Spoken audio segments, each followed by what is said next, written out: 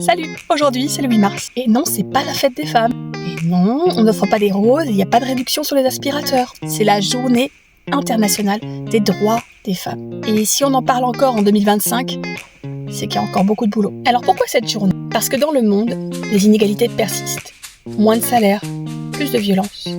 Moins de droits, plus d'obstacles. Et non, ça ne veut pas dire que les hommes ne subissent pas d'inégalités.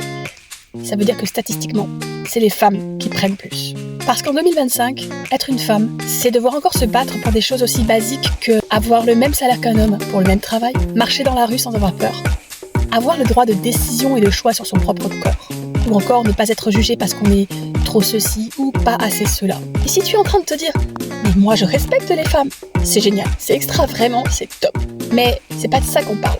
Il ne s'agit pas juste d'être sympa, il s'agit de changer les règles. Parce que quand on parle du droit des femmes, on parle du droit de nos mères, de nos filles, de nos sœurs, de nos amis, de nos compagnes, de nos collègues, et du monde qu'on veut pour elles.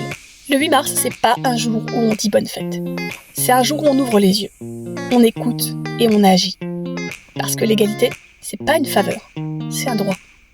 Alors si tu es d'accord, partage, parle-en, fais du bruit, parce que le 8 mars, c'est un rappel. Le combat continue. Alors, je compte sur toi. À toi de jouer.